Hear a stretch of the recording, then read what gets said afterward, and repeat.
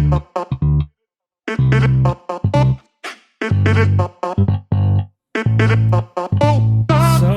the first of those was the .NET Conf this week. And even Microsoft being new to the open source community game, they're doing a lot of things right at the moment, at least in my opinion.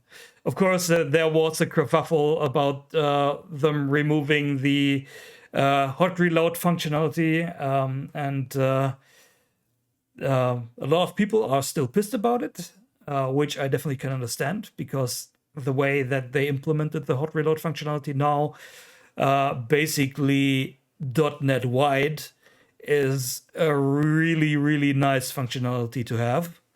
And they also demoed that quite heavily at .NET Conf. And that will be, if you are a .NET developer, that will be definitely a huge quality of life and time improvement, time-saving improvement. I have been in the .NET development world since, I don't know, 2007 or 2008. And I have seen this framework, or let's call it now also platform, grow throughout now almost 15 years. And it's quite impressive where .NET has come from as a Microsoft Windows only and proprietary solution, and now being basically a complete open source solution. They actually stated at .NET Conf that .NET 6, which is now the new release that released this week with .NET Conf, is the mainline .NET release. So, of course, there will be hotfixes for the old .NET frameworks, but they are actually offering transitionary tools for developers to get their legacy projects updated to .NET 6. And that not only involves the classic Windows applications, so WinForms applications, ASP.NET, and so on, but that also is the case for cross-platform applications that have been previously built on Xamarin Forms. And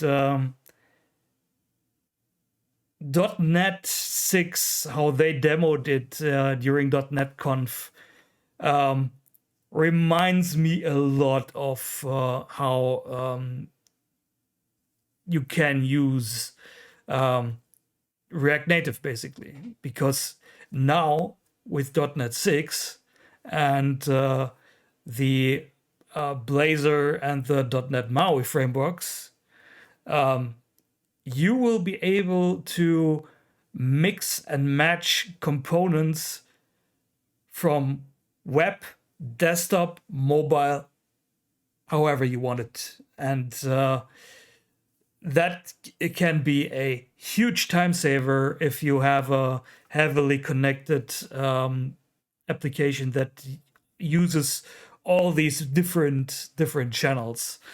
So I was really impressed seeing that. Even for me, as someone who knows .NET well, .NET 6 will be a huge learning curve. And I'm looking forward to see how this technology develops in the next following years.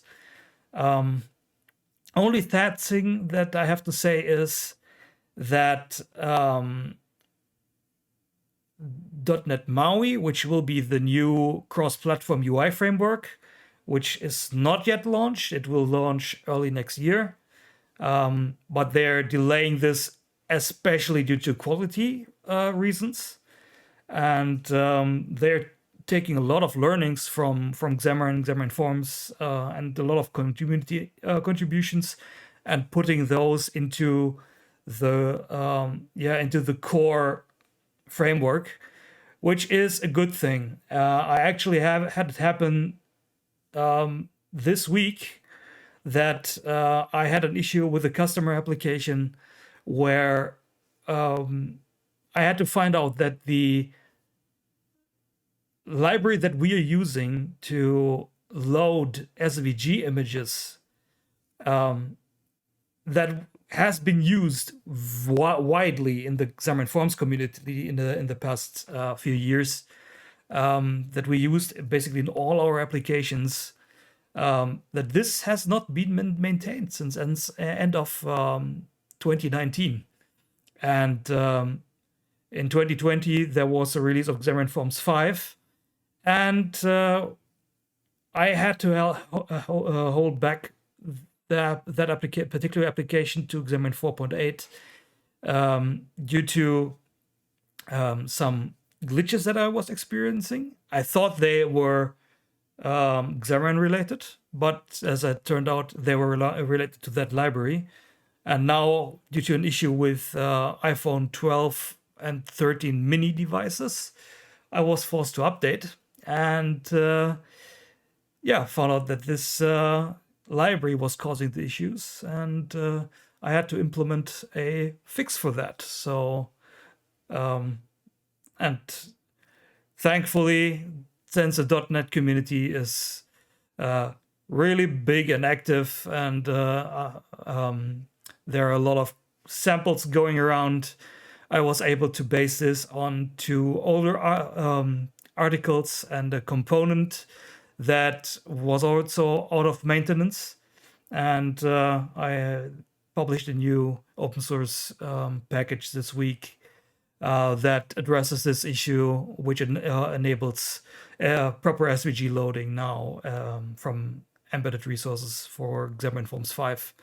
And the customer app is back in production with those fixes since Thursday, and everything seems to be well. So I'm glad about that. And so this is an example why putting stuff from the community into the core that is centrally managed is not always a bad thing. So that's a small side story from my experience this week.